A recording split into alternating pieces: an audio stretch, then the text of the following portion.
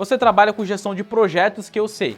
E quem trabalha com gestão de projetos, com melhoria ou com implantação, tem que conhecer a matriz básico, que é uma das formas que a gente tem de priorizar atividades, principalmente na parte de projetos. Então, vem comigo nessa aula que eu vou te ensinar tudo o que você precisa saber.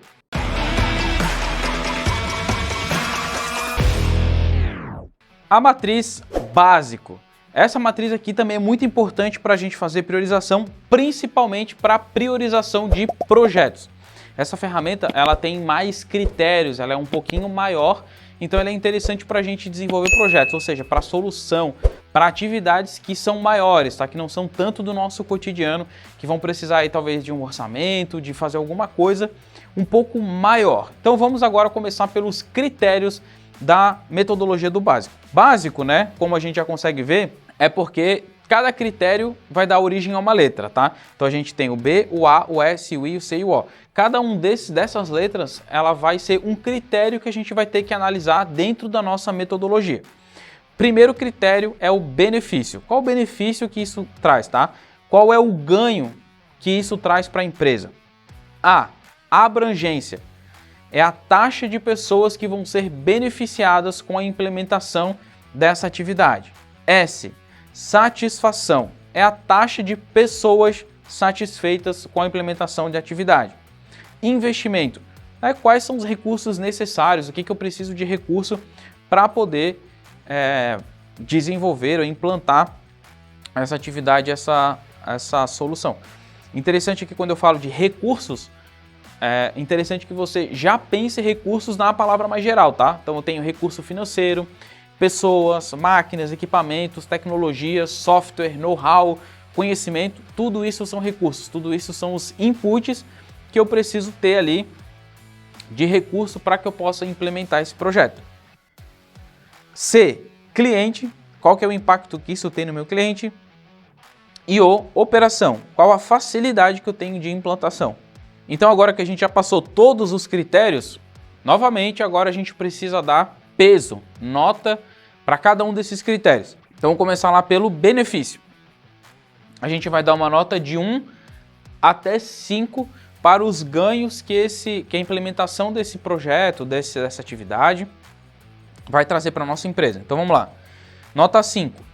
Sem isso, o negócio não sobrevive. Ou seja, se eu não implantar essa solução, se eu não realizar essa atividade, o negócio não sobrevive, a empresa não vai cumprir os seus objetivos estratégicos. Nota 4, se o benefício ele gera ganhos de OEE, né, ganhos de disponibilidade, confiabilidade e performance. E o que é o OEE? O OEE significa uma sigla, né, para efetividade global do meu equipamento. Tá? O OEE ele representa o quanto o nosso equipamento, o nosso ativo, ele está realmente entregando de produtividade, tá? De performance, de efetividade. Se você não sabe o que é o OEE, está perdido aqui em relação a isso, a gente vai deixar um link para você ler um artigo bem completo, assistir vídeos também sobre isso. Ou claro, se você quer implantar o OEE aí na sua empresa, ou se você quer aprender como faz o cálculo, eu também vou deixar aqui para vocês a sugestão do nosso curso de OEE para gestores de manutenção, onde lá tem uma planilha automatizada que faz tudo isso automaticamente e tal. Bem legal. Se você não sabe aqui o que é o OEE, recomendo você que trabalha com equipamentos a implantar o OEE, saber o OEE de qualquer jeito, tá? Então aqui, ó, o benefício, nota 4, se gerar ganhos de OEE, tá? Lembrando que a cada 1% a mais de ganho de OEE, isso pode gerar 7% a mais de faturamento de lucro para a empresa, tá? Nota 3, gera ganhos positivos e relevantes, ou seja, ele tem que ser quantificável, desculpa. Então, esses ganhos positivos, eles têm que ser quantificáveis, tá? Um ganho de 1 milhão, 2 milhões, um ganho de redução do MTBF, de aumento do MTBF, um ganho de redução do MTTR, né? Então, tudo isso tem que ser quantificável. Nota 2, gera algum tipo de ganho positivo. E nota 1, gera pouco ganho. O próximo agora, então, próximo critério é abrangência.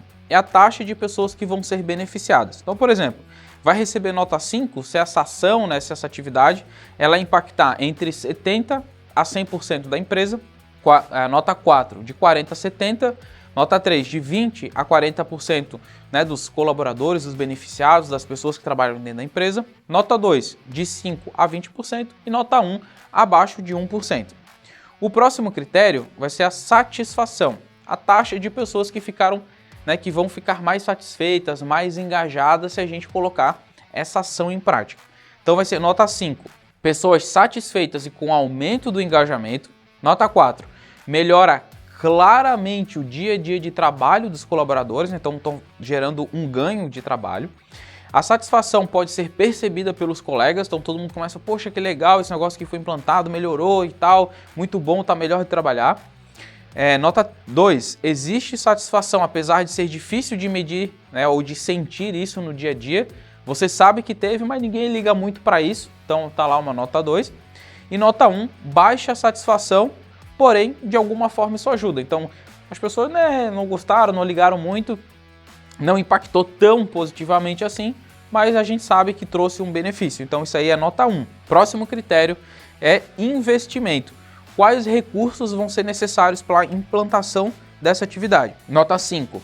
Mínima utilização de recursos ou fazer com recursos que já estão destinados para isso, já existem, já fazem parte do orçamento. Ou seja, a minha nota 5, né, o que vai dar o maior peso é justamente se eu não utilizo, né, se meu investimento é baixo.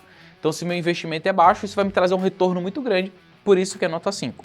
Nota 4, quando os investimentos, né, os recursos que eu preciso, já são poucos ou já estão dentro do meu orçamento. Nota 3, requer recursos além do orçamento da minha área. Então, talvez eu tenha que procurar um orçamento de uma outra área, desviar ali, né, vamos parar esse projeto aqui, vamos tocar esse aqui, vamos, em vez de fazer essa atividade dessa área, vamos fazer essa aqui, porque, né, eu não vou ter dinheiro, recurso, orçamento para fazer isso. Nota 2, requer remanejamento interno de recursos, ou seja, vou ter que falar com a empresa para tirar de outros setores e trazer para mim. E se requer recursos extra-setor, né, da empresa, ou seja, se a empresa vai precisar talvez de fazer um financiamento, vai ter que fazer algum adiantamento de cliente para poder executar essa atividade. E isso, claro, para a empresa financeiramente não é bom, não é saudável, por isso que recebe aqui a nota 1. Próximo critério é do cliente. Qual que é o impacto que essa atividade vai causar para o meu cliente? 5. É o impacto profundo na imagem do setor ou da empresa. Então, se é uma atividade que eu vou fazer aqui, nossa, o setor de manutenção é extraordinário, todo mundo agora gosta lá e tal, muito bom, causa um impacto profundo na imagem do setor. E isso também pode se refletir para o cliente final. Aqui, quando a gente está falando de cliente, né, vou até abrir um parênteses aqui, que existe o cliente interno e o cliente externo. O cliente interno é aquele ao qual a gente vai entregar os serviços de manutenção. Então, se a gente faz uma manutenção num equipamento num setor de corte, o nosso cliente interno é o setor de corte. Esse setor de corte vai entregar um produto final para o nosso cliente. Se a gente faz a correta manutenção no equipamento para o nosso cliente interno, isso pode se refletir em boa qualidade de corte e isso vai chegar no nosso cliente externo ou no nosso cliente final, tá?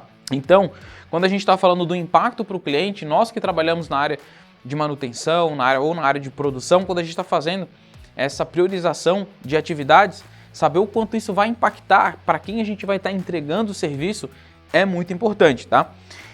Nota 4, grande reflexo nos processos que beneficiam o cliente. Nota 3, tá um bom reflexo nos processos. Nota 2, tem pouco reflexo e nota 1, não é nenhum reflexo, não é perceptível para o nosso cliente, tanto para o cliente interno quanto para o nosso cliente externo. Então, se a gente executa aquela atividade, se ninguém percebe que a gente executou, isso não vai trazer um grau de satisfação para o nosso cliente. Próximo critério, operação.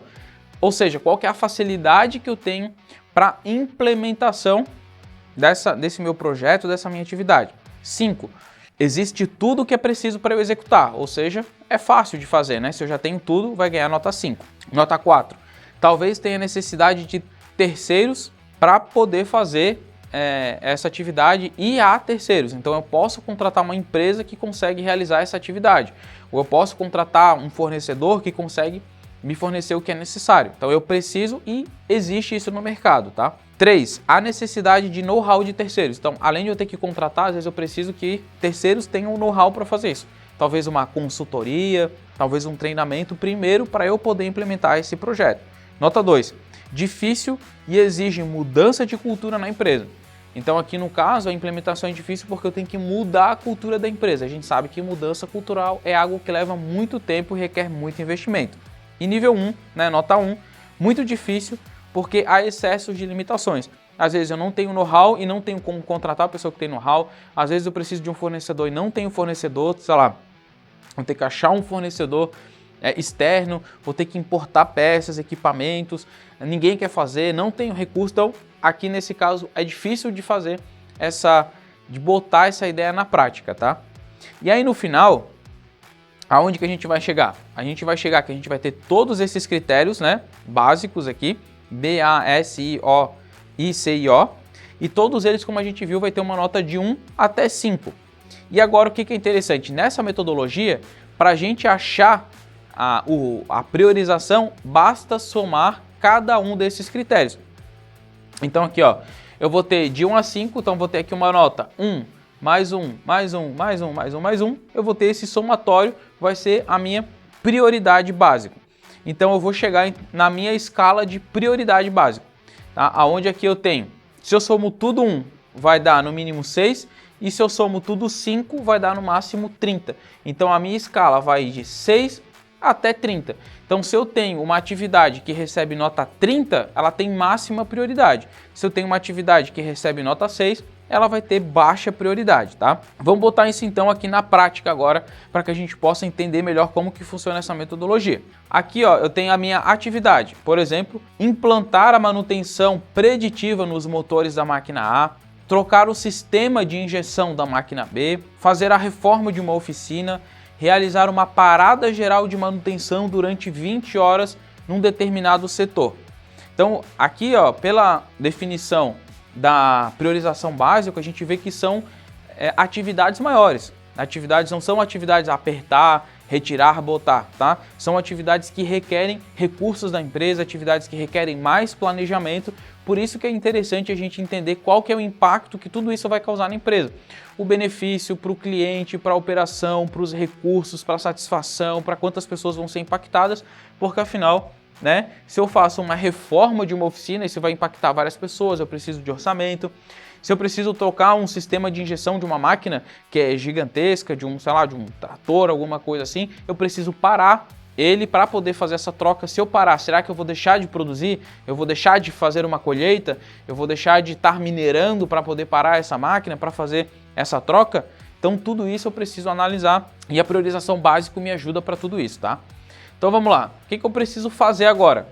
Nessa minha lista, né, nessa minha planilha aqui que eu estou planejando, afinal é por isso que a gente chama de matriz, né? Nessa matriz que eu estou construindo aqui, cada uma das colunas vai ser um dos critérios. Então tem aqui critério benefício, o critério de abrangência e assim vai, tá? Montei os 6 pilares aqui do básico. E aí agora basta dar nota, né? Eu sei que a nota vai ser dada de 1 a 5. Então aqui, ó, implantar a manutenção preditiva nos motores da máquina A. Ganhou 4, 2, 2, 4, 2 e 2. E assim sucessivamente para todos. Agora que eu tenho tudo isso planilhado, que eu tenho tudo isso numa matriz, o que eu preciso fazer? Fazer a soma. Então aqui eu somo, ó, 2 mais 3 mais 3 mais 3 mais 3 mais 4, eu tenho meu somatório de 18.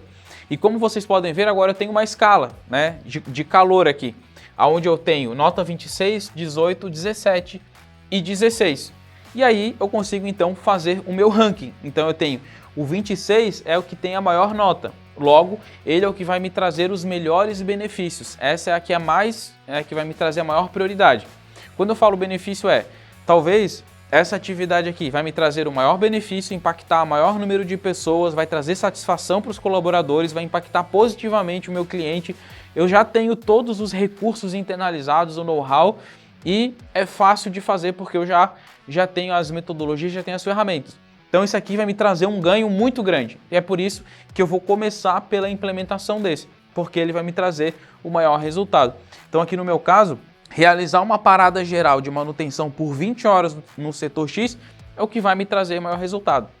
E isso é muito interessante, pessoal, porque às vezes a gente pode ir pela tendência do que é o mais fácil.